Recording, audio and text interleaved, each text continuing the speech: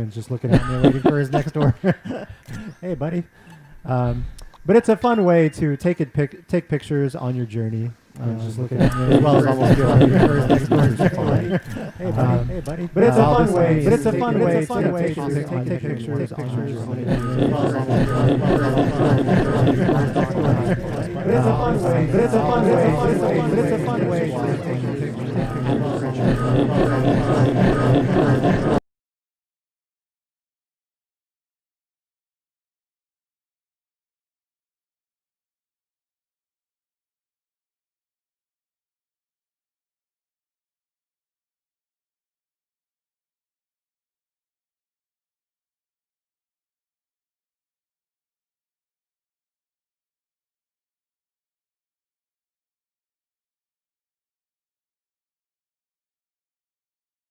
Make kind of tossing and moving your explorer a lot faster just by kind of hot swapping between different lock-on targets. So I really dig that. Yeah, and I think the cycling through the different objects and enemies is the thing that really helps me when there are multiple objects or you're in a tight space. So we're coming across Brittany. We're getting a little bit closer to her. We are seeing that fortunately she's okay. The crash landing just made her take a little bit of a nap, and we're coming across Brittany to be rescued now. She's kind of still trapped in here. We are seeing that fortunately she's okay. The crash landing just made her take a little bit of a nap. I like that language you're speaking. Yeah, the explorers do speak a different language, so fortunately we as the players can see the subtitles there. I like that. Very cute. Yeah, the explorers do speak a different language, so fortunately. So Brittany noticed that there was some fruit nearby, which we will see just as we round the corner. A strawberry, which looks much larger in this world to us because we, as the explorer and the Pikmin, are so tiny. Just as we round the corner, and because my explorer cannot jump, the only way to reach this item is actually by tossing Pikmin near the strawberry. So you see that number 3 on the bottom. That indicates that the minimum number of Pikmin required to move the object is 3, but you can throw a few more if you want the object to move a little bit faster. And they will know instinctively, the Pikmin, to bring that back to the base. So I can leave them on their own and they'll get back there. As we're trying to continue on and rescue Brittany, we need to get past this wall, but we're finding that this wall Red Pikmin can't break down. And so another new feature that I wanted to showcase here is these optional hints that have been added. So if a newer player, got stuck or just wanted to know what to do next, you can push up on the plus control pad, and that's going to show some hints. And then even in addition, some arrows on the ground just to let you know where to go. So it's guiding me to a nearby cave here to maybe find what we need to progress the story. Mm-hmm. And at the top of the screen, you'll notice that kind of sun meter kind of crawling across from left to right across the top of the screen. And that kind of indicates how much time, Corey has to get through his tasks because, well, let's just say nighttime is not very nice to Pikmin. You want to make sure you get them out of there before sundown. And, that actually ties into the hints also. So if this is the first time for you playing the game, if you really just want to make the most out of your day and you want something, some kind of hint, feel free to use them. And just it'll help you kind of explore different ways and different methods that maybe you weren't aware of yet. So definitely use it. And after defeating this enemy, we discovered that there were a new type of Pikmin that were actually inside that creature. These are rock Pikmin. And we didn't go into detail earlier, but each Pikmin type will have their own specialties. So we're learning here that rock Pikmin have the ability to break sort of these hard crystals or glass, which red Pikmin would not. Later on, you'll see that blue Pikmin are the only Pikmin that can go in the water. So, all right. So now that we've got that enemy defeated, I would like to basically sprout a few more rock Pikmin. So I'm going to ask those rock Pikmin to bring it back to the onion, and we will pluck some more rock Pikmin out before we continue our adventure. And again, one of those memos that pop up, letting you know a little game tip. I love the adorable kind of 2D artwork on those as well. All right, so we've got our rock Pikmin. We've got our red Pikmin. I feel confident we can head out of this cave now. Oops. Let me reorient myself there. There we go.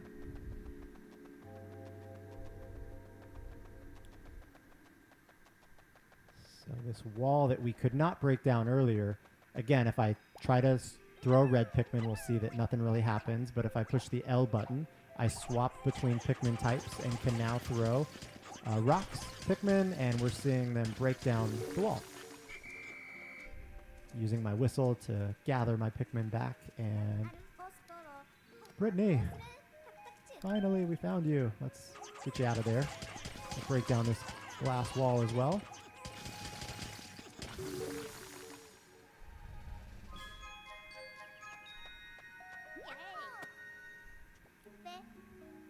That's a celebratory backflip they just did. She is super happy to no longer be confined. So now that they've reunited here, I'm able to use both Brittany and Alf at the same time.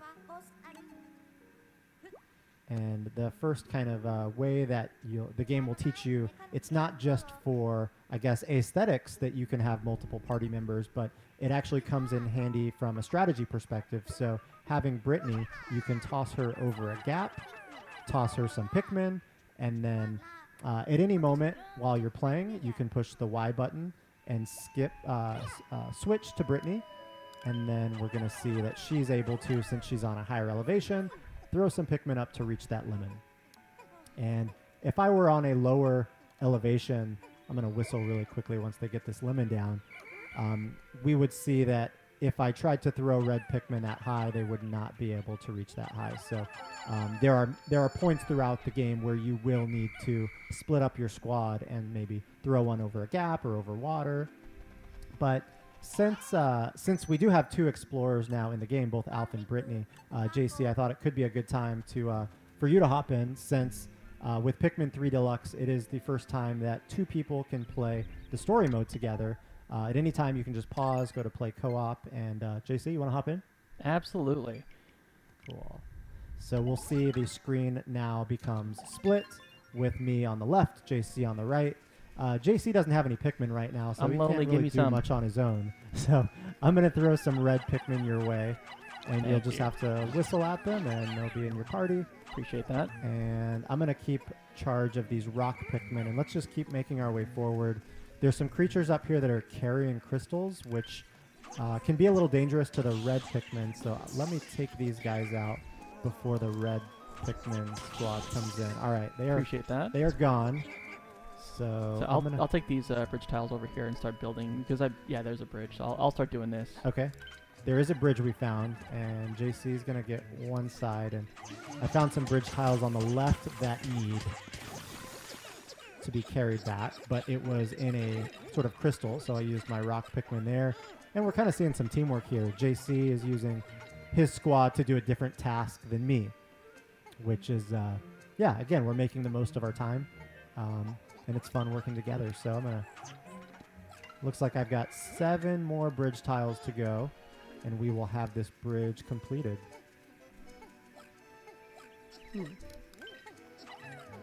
Come on, rock Pikmin.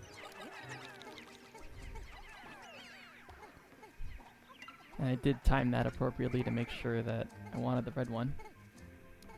So I get more red Pikmin. So our bridge should be done now almost. Looks like they've got it. Final piece is in place, and there we go. All right. So now that we've got the bridge, I'm just going to whistle to make sure I've got all of the kind of idle Pikmin in my party. And actually... I'm taking some. Yeah. Okay, good. You threw some Pikmin on some enemies and some food, some pellets that we can bring back. And as we make our way back, you're going to notice that we're actually back where we started. So we built a bridge, sort of a shortcut now back to the starting point. I'll go ahead and grab these red Pikmin since they're just standing there. And we're finding a new wall that we couldn't actually break down earlier when we first started. So since I found rock Pikmin, I'm going to throw them at this wall.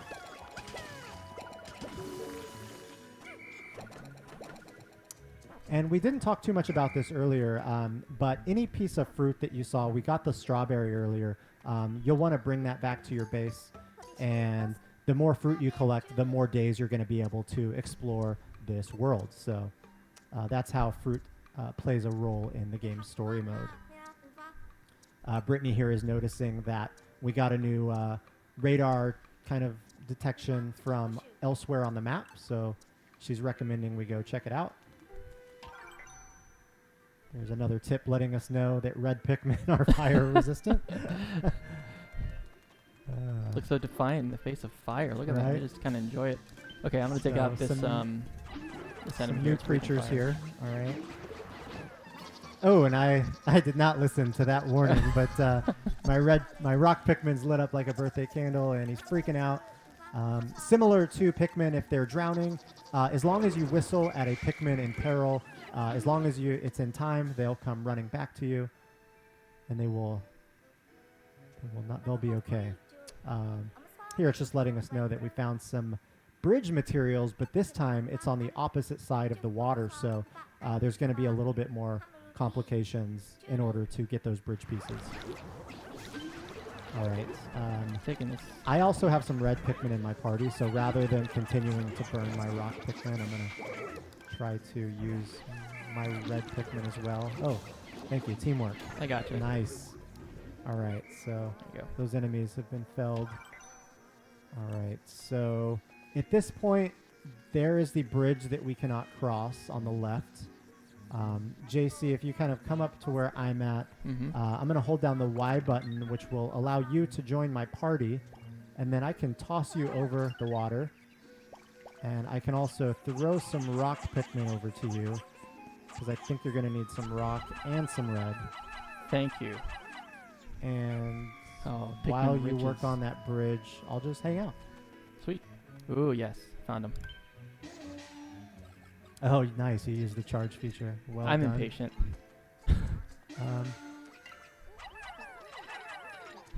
While you're doing that, I'm just going to have a little bit of fun. And one of my other favorite features of the game, we showed it a little bit earlier, but that camera, I really like it.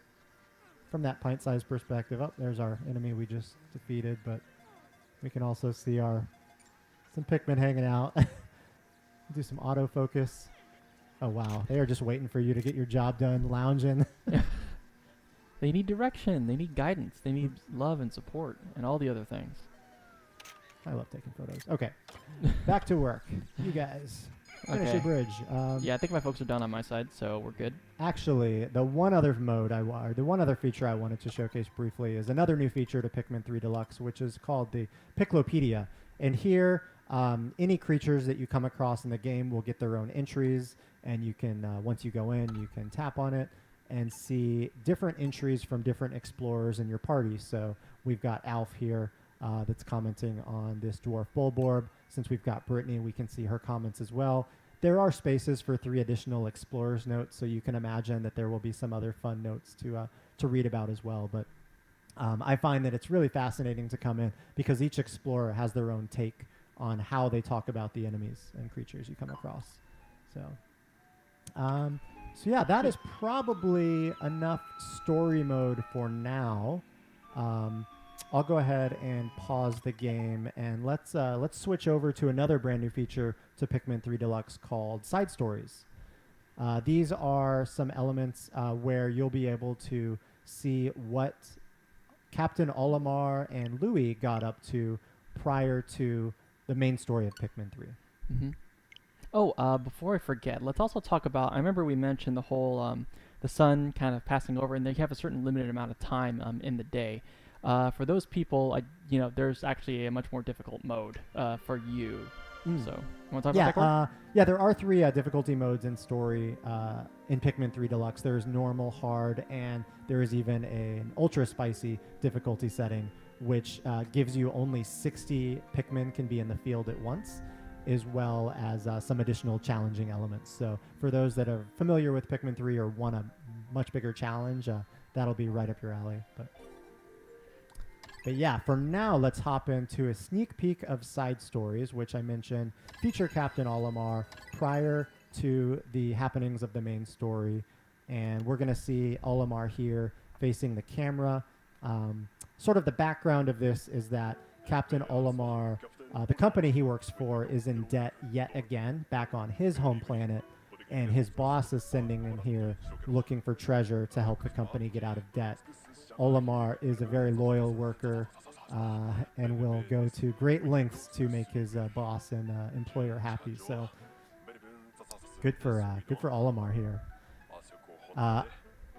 Of course, Captain Olimar was in Pikmin 1 and the original Pikmin and Pikmin 2, as well as Louis, who was his partner in Pikmin 2. Maybe a little bit less competent than Captain Olimar, who you can see here, but still a very key member of Olimar's team.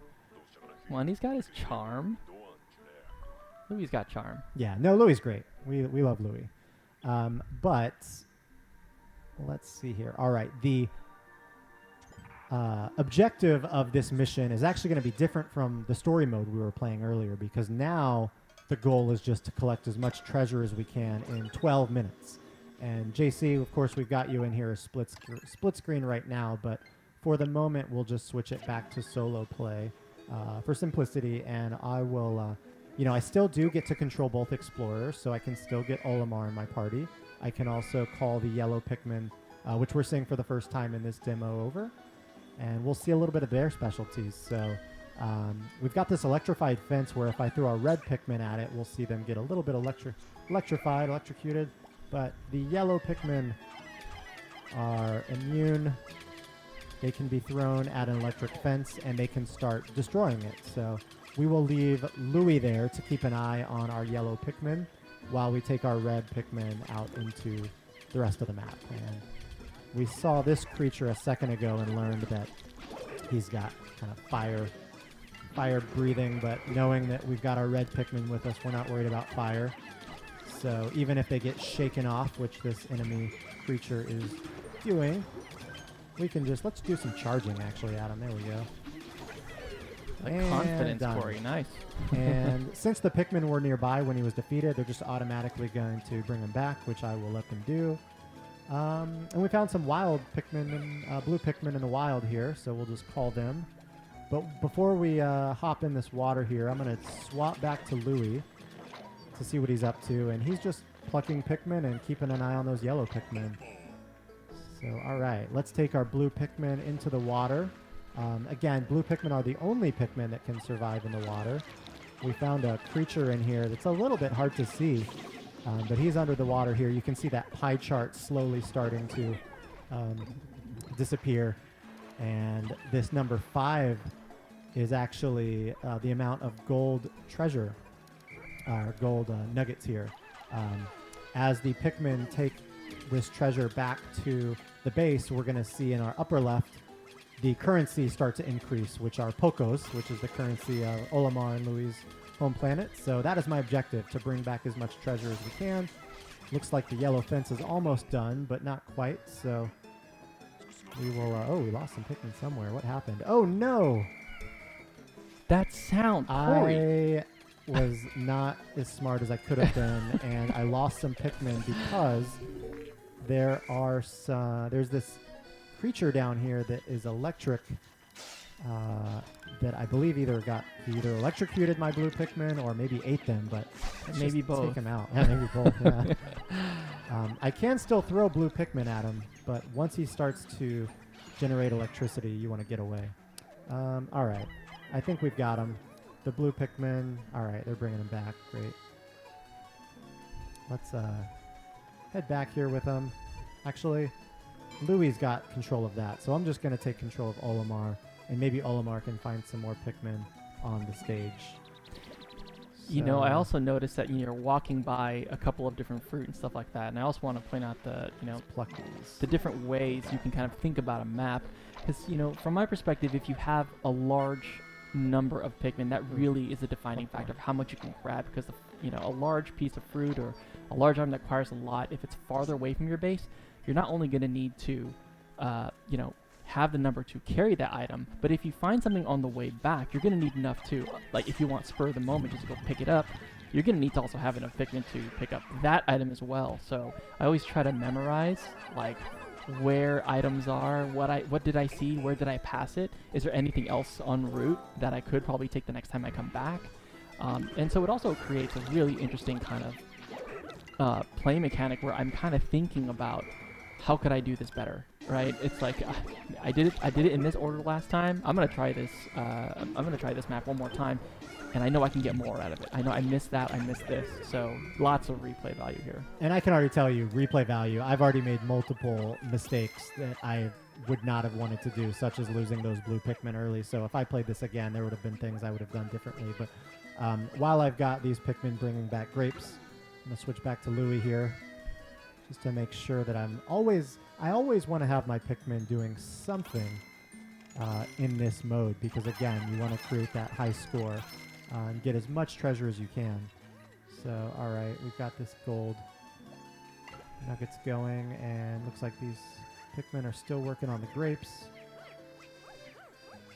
Keep an eye on them. All right, let's go back to base, because there might just be some idle Pikmin at base waiting for their next order, which there are. Let's take them out for their next adventure. Give them purpose, Corey. Ooh,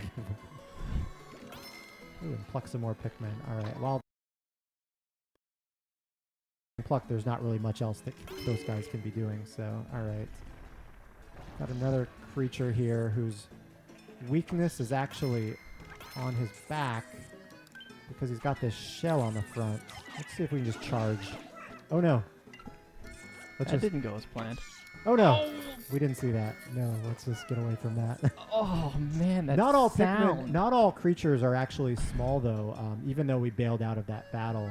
And that creature was quite small. There are some creatures that are much more intimidating and large that you'll come across. This one included, which, yeah, let's get away from those guys. I've collected 327 Pokos or gold so far. This is probably a good point to end for now. I don't want to spoil too much of these side stories. But yeah, let's end here for now. But we've got one more mode that we wanted to showcase, which is completely different from anything we've shown so far. And it is a one-on-one competitive mode called Bingo Battle. Yeah, so Bingo Battle, is definitely one of, I think, our favorite modes in the Treehouse, because it gets really, really heated. You'll see in a second. And the objective of Bingo Battle really is to fill out your bingo card. I'm going to be on the right side, Cor will be on the left. And of course, if you're familiar with bingo, all you have to do is just make a line. It could be vertical, horizontal, diagonal, any kind of line. And to fill out each of those little spaces, you have to collect either an item or an enemy to fill in that space. Sometimes there's multiple of an item, sometimes there's not. But if you take a look at the two cards in the bottom and the middle, you'll notice that there are the same items, but they are placed differently on each of our bingo cards. And I'm not as good at this mode as Corey, so I'm going to focus a little bit, craft my strategy of what I want to focus on first, and yeah, I can talk a little bit about what's going on right now. Since we start with only 5 Pikmin by default, of course you can customize that, but because we start with 5, you're going to want to create a larger Pikmin squad as quickly as you can, because the more Pikmin that you have in your squad, the more that you're able to accomplish. And the more that you're able to divide tasks, if you need to divide tasks like building a bridge or sending some to one area and some to another. JC pushed the minus button there to pull up the map, which either player can do. If you're ever not sure where a specific item on the bingo board that you want to collect is, it's simple as pulling up that map to say, oh, I need to get an orange. Then where's the orange on the map? I'm going to go get that because that's what I need to complete my bingo card. So I think what you're going to see JC and I doing first is both growing our squads, and then you see that we both got bridge tiles on the sides of our map as well. So we've been collecting some of those bridge tiles to build a bridge so we can cross the water. And there's a lot of deep strategy in here too. While Corey's talking, I'm actually thinking about a couple things. Like, for example, taking a look at the bingo card that I have and actually targeting the corners. If I target the corners, which I probably shouldn't have said that out loud, but you wouldn't normally. If you target corners, that means you have with one item, you're able to get like a horizontal, vertical, and diagonal line all at the same time. Sure. You got that? Yeah, absolutely. And just why are you coming into my base? Oh, JC. So that is a good point to show that, yeah, you can go into each other's bases.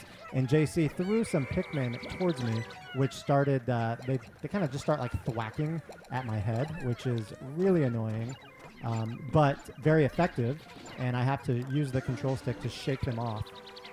My Pikmin can defeat JC's Pikmin, which is nice, but if our Pikmin do encounter each other, they will want to... I just saw one of my Pikmin get slapped by yours, and... oh, did they fight each other a little bit? Actually, it's on me now, but don't worry. The songs will be sung of you, my friend. Okay.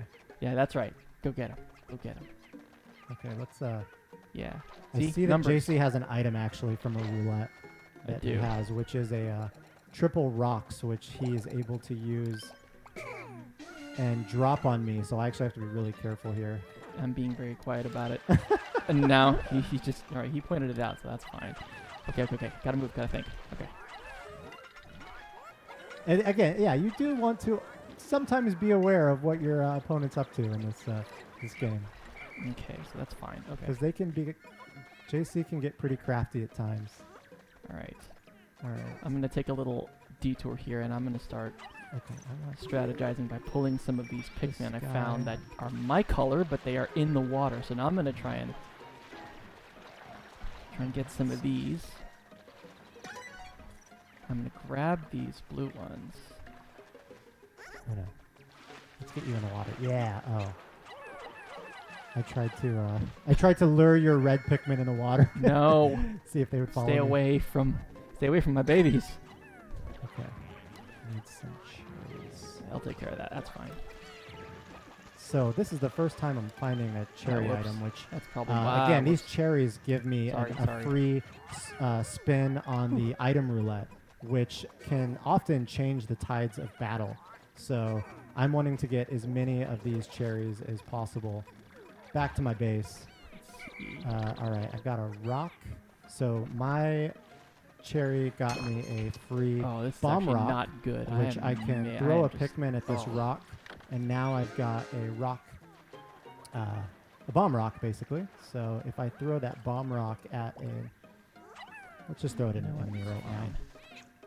Oh, he woke up and got out of there. Oh man, that was kind of a waste. Let me see if I can actually get we can use electricity to just sort of be annoying to JC there and temporarily disable him. Another item that I picked up through that I got from my cherry is sort of a free spin on the item roulette, which is this golden object, which if I use it will fill up a spot on my bingo card randomly, which looked like was an apple.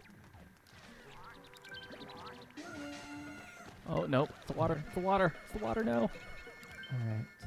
Okay. I think this guy here. Really quickly he's in charge. I need to find a different way around this because... Okay. So I need two... I see the line that I want, but I'm... Oh, no! That was a direct hit! Oh, my gosh. You got me at like the right time. I have one... Oh, I was staring at your screen. I'm sorry.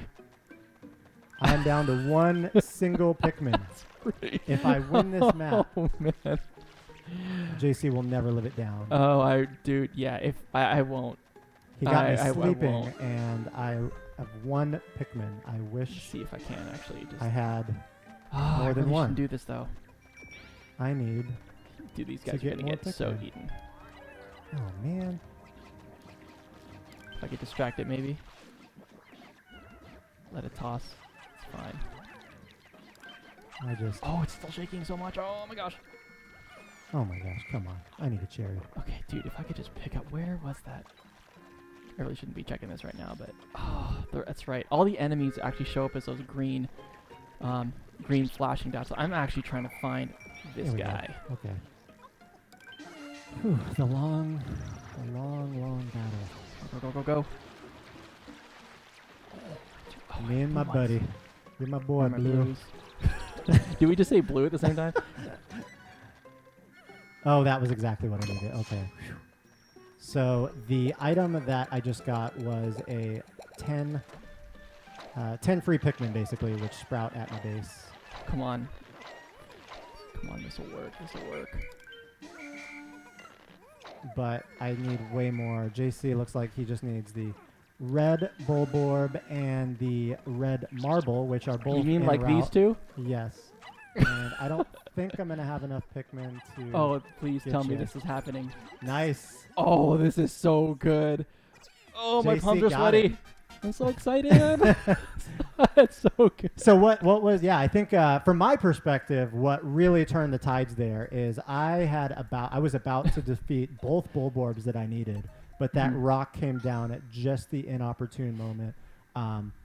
And I had just kind of forgotten that JC still had that item. So yeah, well I was done. You used it at exactly the right time. This feels so good, guys. Okay. JC feels way too good right now. So we're going to play one more game. This one is going to be over in probably 2 minutes because I have way more incentive now to not take it easy. I'm not saying I was taking it easy last time, but that felt so good. This is a much smaller stage. So JC and I are probably going to come to a skirmish much quicker than we did in the last game.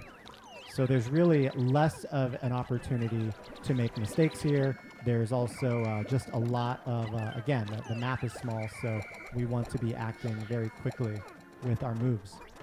Yep. And Corey, again, because Corey pointed out that the map is really small, you're probably going to see us get into some pretty heated the only thing in between us is that really this orange Bulborb enemy that you kind of see here that's sort of harassing me at my base right now. So other than that, we can just sort of waltz into each other's bases. Which scares me because we're so close. All right. If I start just...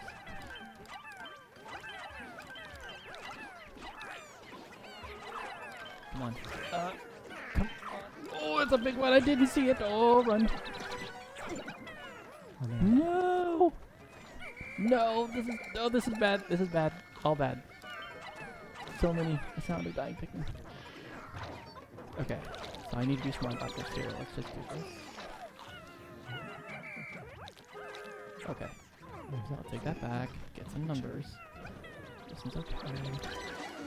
Use a charge. Let's see. Oh man, these Bulborbs are just hungry, and wow, I do not like that they're on my side of the map right now. It's almost as if you sent them over here, but I know you didn't. I did not. Speaking of sending things over. You... Oh my gosh! So it's only nice to give gifts that... I gave JC the gift of the same bomb rocks that he sent me earlier. I wonder if that actually worked out in my favor, because at least he's not seeing that I'm actually trying to steal one of the only things on the map that exists, which is a golden strawberry. Nope, not seeing it totally at all. I have no idea what you're doing. No, that's... Were you doing something? Nope, we're good. Golden strawberry, you said? No, mine. I have numbers. But... No! So all I need now is a red strawberry, which it looks like is right behind my base. And so as long as our... Oh, wow. Yeah, so I can give up. I don't need to worry about the golden strawberry because I've got my... He's got the other one. The red... delicious sunseed berry for the quick bingo. I think that was a little over 2 minutes. So that was a little over. That was a speed. That was like a mercy win right there. It gets really competitive playing bingo battle. As you can see from a little bit of a taste, we absolutely love this mode. But really, all the modes offer a little bit of a different type of gameplay. So we hope you're looking forward to checking out Pikmin 3 Deluxe. Be on the lookout for an eShop demo that will include save data transfer to the full game. And if you complete the eShop demo, defeat the last boss in the demo, you'll be able to start the full game with Ultra Spicy mode if you'd like that extra challenge. So again, thanks for checking out a little bit of Pikmin 3 Deluxe. Don't forget the game itself comes out on October 30th. Awesome. Thanks, Corey. Again, really appreciate it. Thanks for letting me have that one win, because that does not happen often. And again, I can't wait to play some more bingo battle with you, in October. So, coming up next, obviously, is... I'm waiting for this too, which is Hyrule Warriors Age of Calamity. So, over to you, Kay. Thanks, JC. Thanks, Corey. Wow, Pikmin looks like a lot of fun. Hi, everyone. I'm Kay from Nintendo Treehouse, and I've got my colleagues Chico and Kendra here with me. Before we get started, I'd like to acknowledge that we are doing this remotely. So there might be some technical limitations, but we're asking for your patience and your understanding as we work as hard as we can to bring you an amazing stream.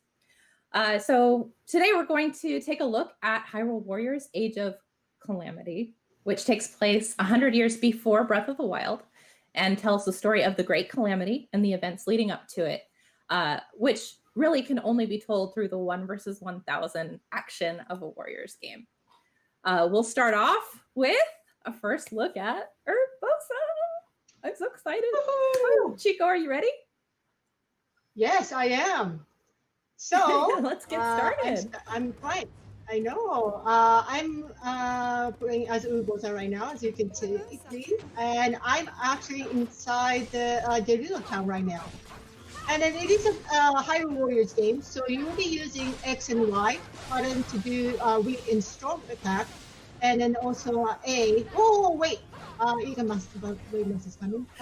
Right now, the little town is under attack by YIGA clan, but I don't want to talk about why they're here. But the objective is I have to actually defeat all 3 YIGA BLADEMASTers. So to do that, in addition to the usual Hyrule Warriors action, I have to use Rune to counterattack. And I can use, I just use the stasis now, as you can tell. But each character can use all 4 different runes in different occasions. So I need to focus on attacking him right now. So I'm going to let Kay and Kendra talk about what's unique about Urbosa. Great, thank you so much, Chico. Yeah, Urbosa's gameplay is really fun and exciting, and as you can see, it's focused on her ability to use an attack with lightning. She has a unique ability to charge up lightning, which is represented by the gauge at the top of the screen. And yep, she's charging it right there. And once it's charged up, she can actually use the lightning in addition to her strong attacks to kind of strengthen those attacks and do some really character-specific stuff with it. She also uses lightning in her weak point counters and in her special attacks. And if Chico can get the timing right, after some of these big attacks where there's still some electricity lingering in the air, she can charge up her electricity super quick, which takes a lot of skill and a lot of timing, but it's very satisfying when you can pull it off. Okay, so I'm running around in the town. And I just wanted to add too, aside from the gameplay that you're seeing, well, first of all, oh wait, no, my gosh, interrupting myself because there's a Korok. There it is. It's so cute. So clearly, Koroks are in the stages that you can find. But this is the first time that people get to play as Urbosa, which is already super awesome.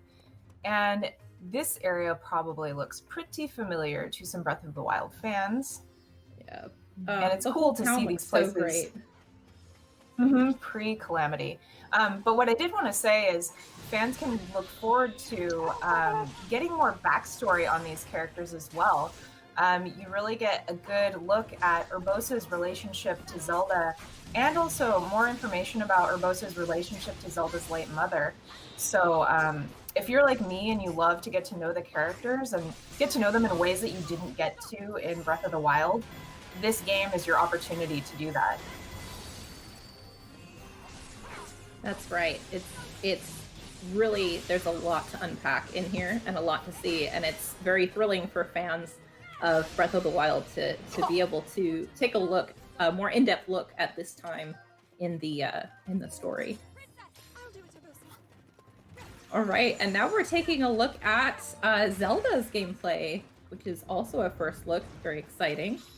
As you can see, she uses the runes as her main attacks, in addition to being able to use them just like everyone else. And she can create different combinations of runes to take out huge swarms of enemies. Oh my gosh. In a very unique way. It's so cool to see Zelda being able to take out these guys. Yeah, and for me, anytime Zelda gets to, you get to play as Zelda and annihilate enemies as Zelda, it's pretty much a win for me because Zelda in a Zelda game. Yeah. Well, and she's really fun to play as in this one.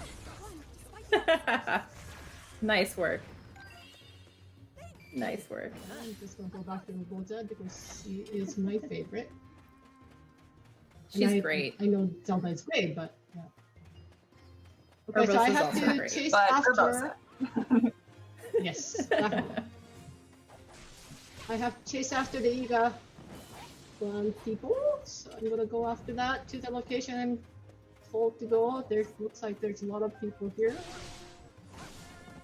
And for people who are new to the Warriors series, as you can see, there are prompts on the screen that help guide you through the process of the gameplay and the action. But you also can turn those off if you want to.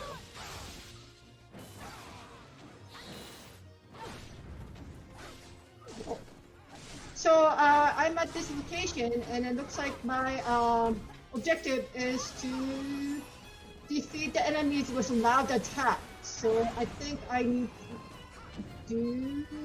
Oh, I can't use it right now, but I will wait till my rune fills up first, but...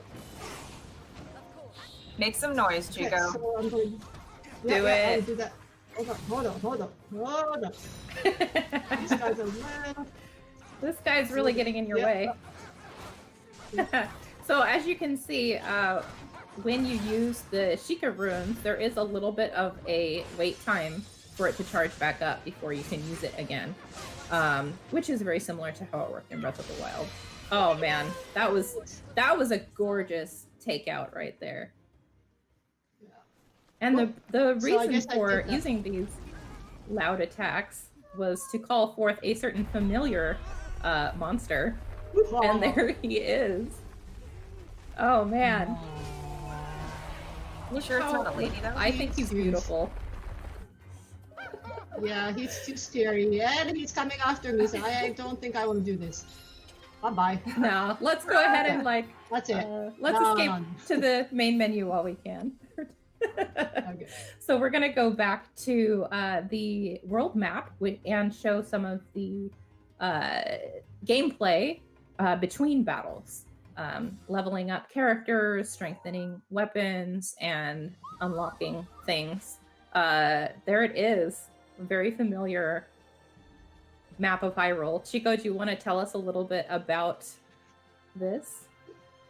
Yeah, so if you ever play, like original Hyrule Warriors game, or maybe different Warriors game, you might be familiar with how the menu looked like. You will go from chapter 1 to 3 type thing, but this one you actually go through different chapters and locations using the map of Hyrule from the Legend of Zelda Breath of the Wild. And when I first saw this, I was literally screaming because it was so gorgeous, and I just loved it. And because it's a Hyrule Warriors game, when you're playing the stages, you collect a lot of different type of materials.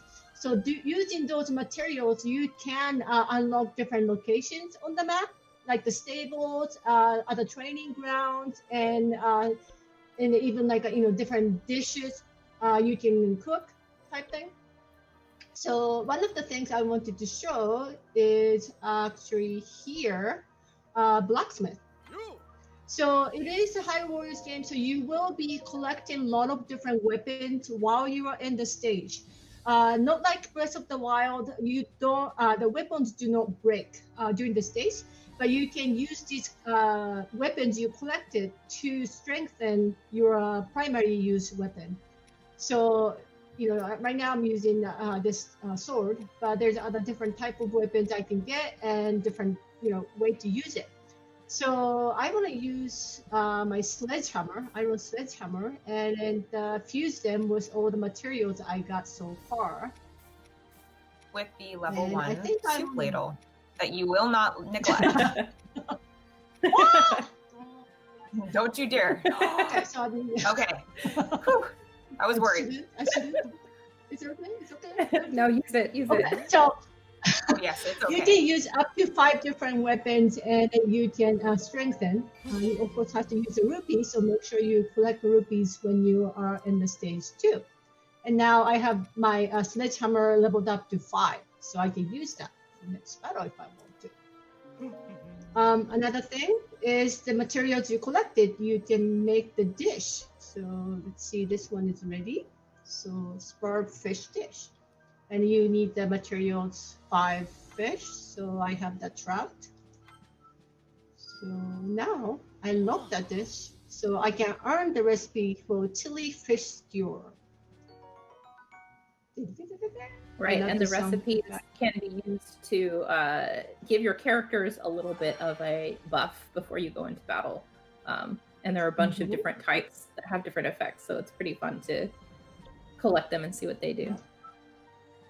Yep, and they then, also have... by defeating the... Oh, go ahead.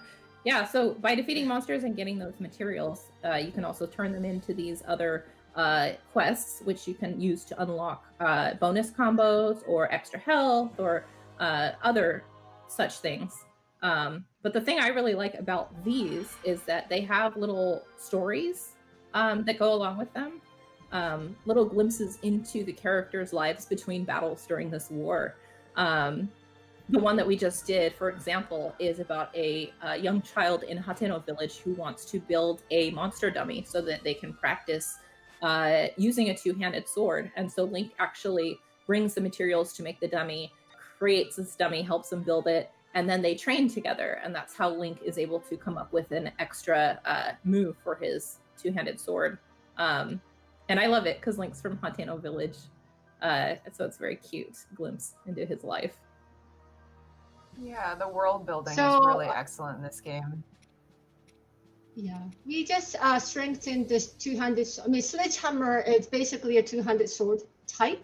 So I'm going into the training mission where I can actually use this sledgehammer to showcase how the two-handed sword or two-handed weapon will work in this game.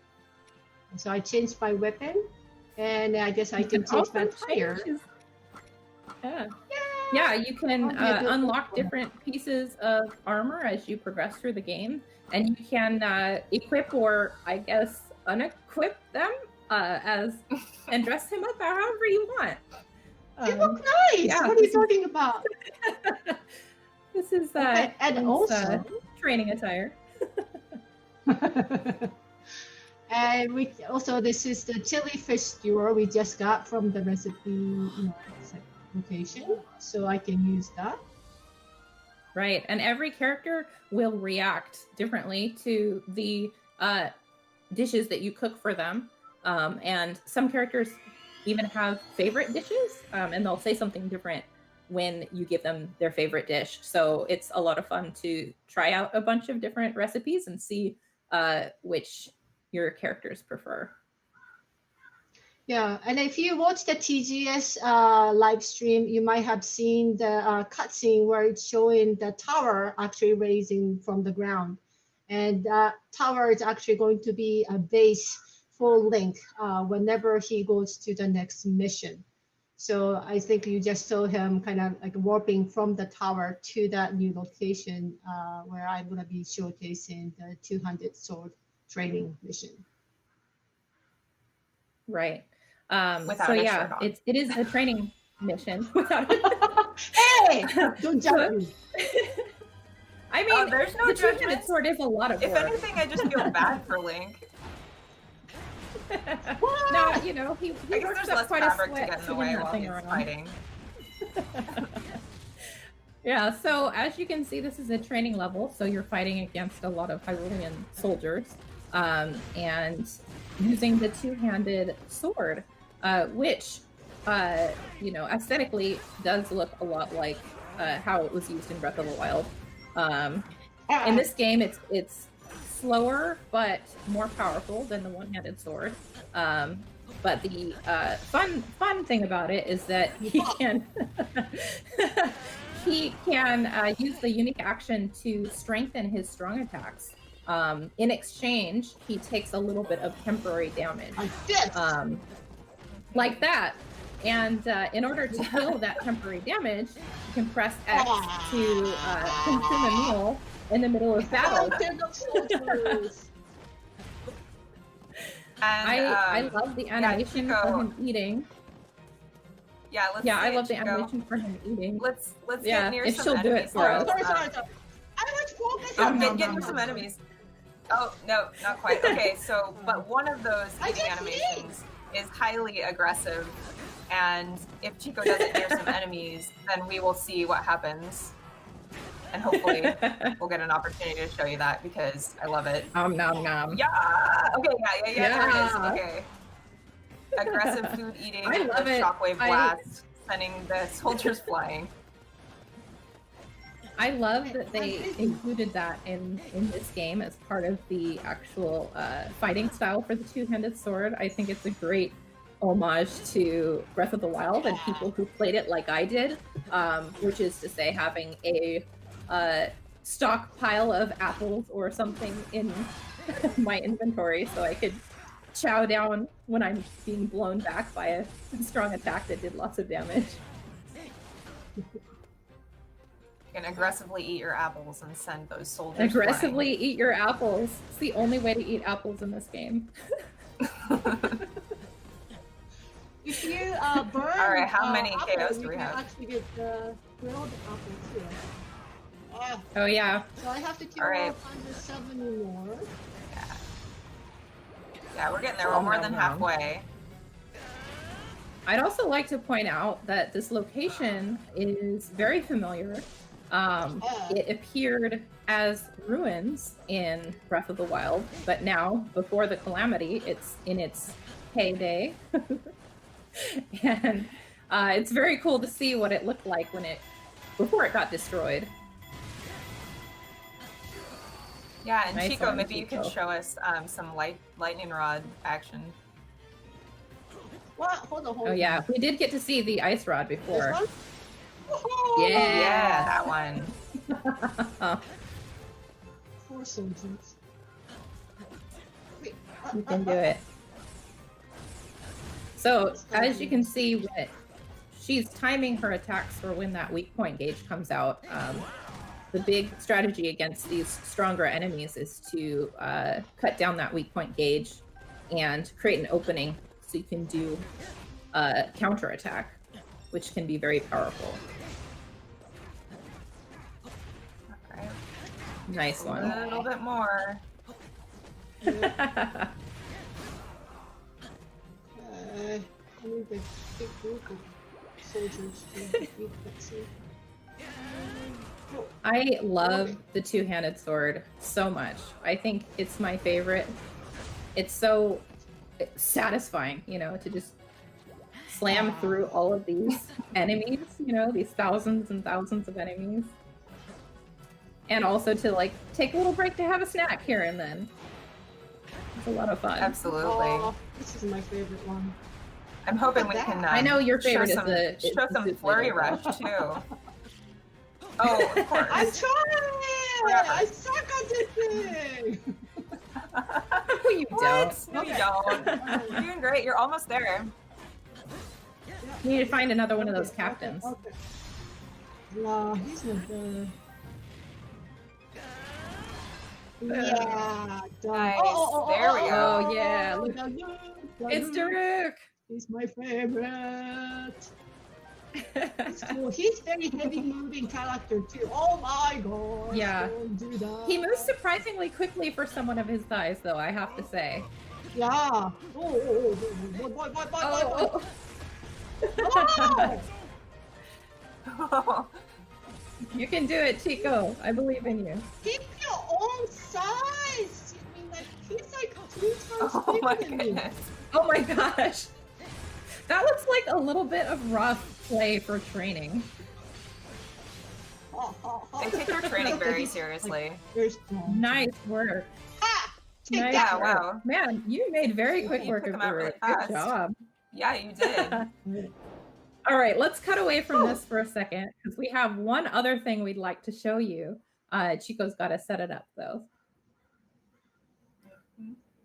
I love Daruk. He's so great. He's such a and it's really fun character. Yeah, and it's cool to see all the various characters, that we know and love from Breath of the Wild, but seeing them in this different setting and seeing all of their special moves and how those differ, I do really like seeing that, and I'm excited for what we're about to show you as well, you, the viewers. Yeah, it's great. It's an amazing thing that they've done with this game to bring us into this era, you know, pre-Calamity, and show us all these characters and show us the intricacies of how they interact and how they perform in battle. It's stuff that I think personally, as a fan of Breath of the Wild, I wished for so hard, was the chance to be able to see these guys in their prime. So it's a lot of fun. Yeah, and not to bring the soup ladle up too much, but I do want to say I love that they included the soup ladle. You know, that they're bringing it back, and we see those same touches from Breath of the Wild in this game. And Chico mentioned that the weapons aren't breakable, so you really could, you know, equip that soup ladle if you wanted a serious challenge. You could fight with the soup ladle. Serious. You could use yes. weapons to Choose your own make the soup adventure. ladle stronger. Yeah. I love it. I love that when you use the soup ladle, you got the pot lid as a shield too. All right, so Totally. we're looking at Impa now. Yeah. So what I want to show is in the distance, but I need to take care of these guys first because these guys just in my way. Okay. So obviously this is a new depiction of Impa that we're seeing here, but Chico is about to show us just what Impa is capable of in the gameplay. I love her. I love Impa so much. I think she's so much fun to play. She's so quick, and she has these different jutsu attacks that she uses, like the summoning of the frog. And the creation of foam. Let's go. You did. That was an impressive use of the electric rod, I have to say. And here we have a Hinox. I love it. So yeah, as I was saying, Impa's gameplay, being able to absorb those symbols to create the clones and then strengthen the strong attack when she has all of her clones out is it's really fun. Takes a lot of strategy and timing. Nice. And you can see her her Sheikah rune usage does differ from the other characters we've looked at today too. Okay. You can do it. So we discussed earlier the usage of runes in order to create openings to counter strong enemies. And it's even more important that you do that when fighting these big monsters too, because if you get the timing right on these, just like that, you can create these great dramatic openings for yourself.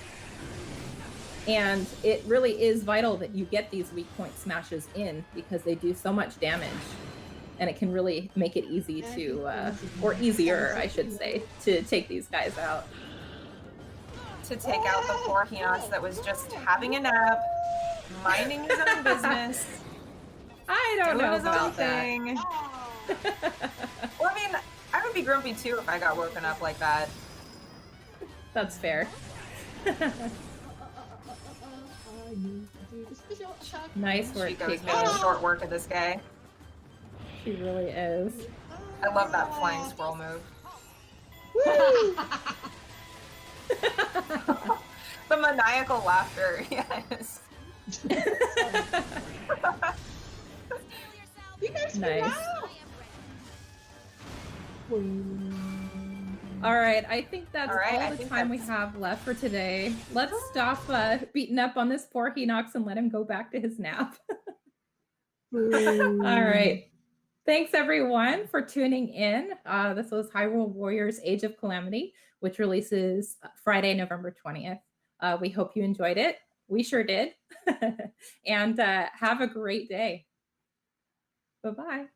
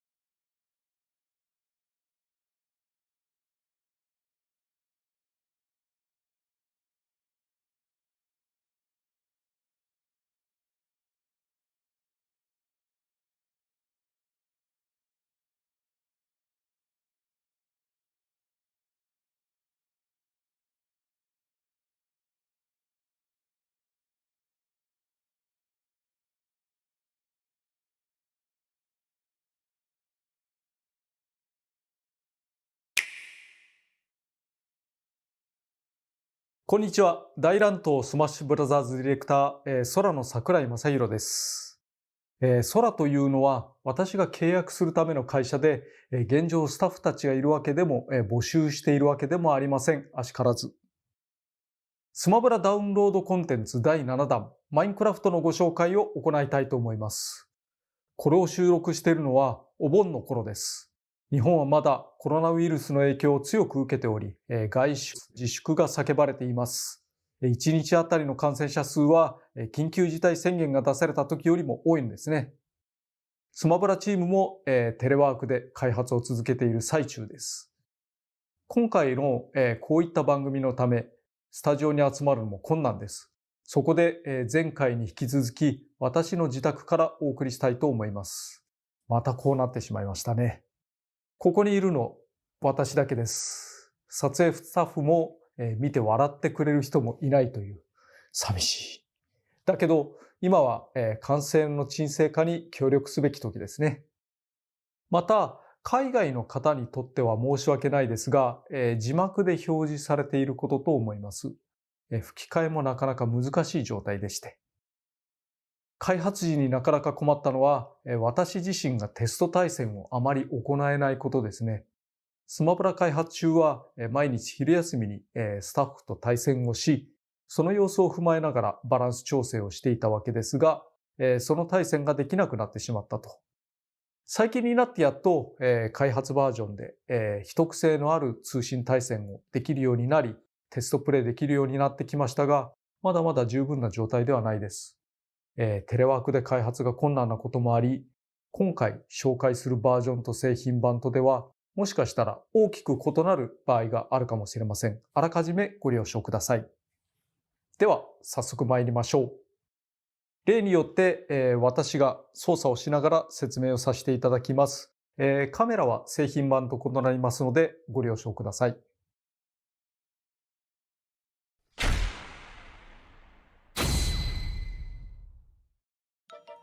これがマインクラフトの主人公スティーブです。一応手は加えているんですけどね、パッと見原作まんまの表現です。肘膝関節を曲げるようなこともありません。四角。歩き方も原作準拠です。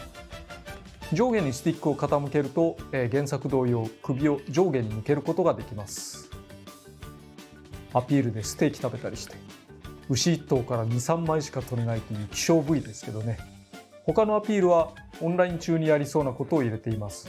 どうも今日はマインクラフトをやってみたいと思うんですけれども、みたいな。身体的特徴、ジャンプがとっても低いです。戦場などの床の高さはどんなキャラクターでも1ジャンプで乗り越えられるぐらいを想定して設計されていますが、スティーブの場合、それにすら届かないです。他のキャラクターの小ジャンプを下回るぐらいの高さ。だけど空中ジャンプは言うほど低くはないです。このジャンプの低さによってブロック生成をするときにちょうどよく乗れたりするんですが、それはまた後ほど説明します。スティーブのカラーバリエーションは他2種類があります。カラーというより原作に合ったコスチューム替えということになりますけれども。そしてこれがアレックス。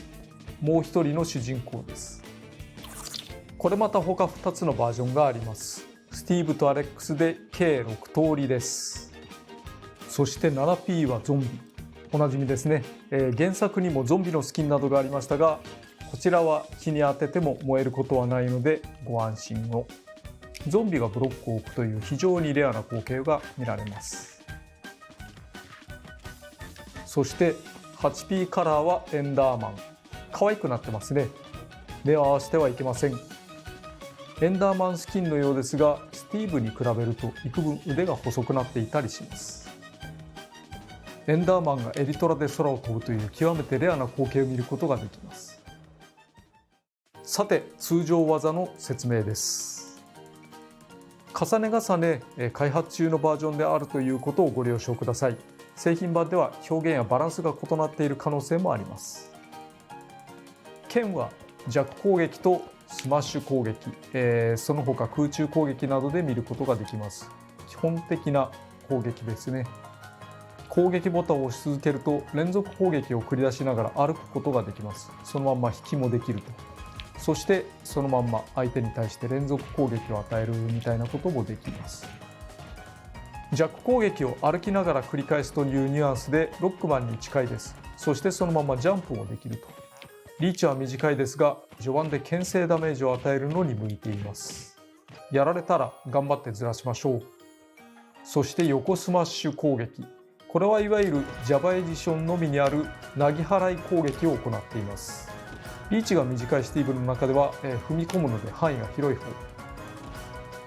また吹っ飛ばしが強力でぜひとも当てたい技の一つです。なお崖攻撃や起き上がり攻撃に使うのもやっぱり剣です。次に斧。これは上方向の攻撃に割り当てています。原作でも木を切るような時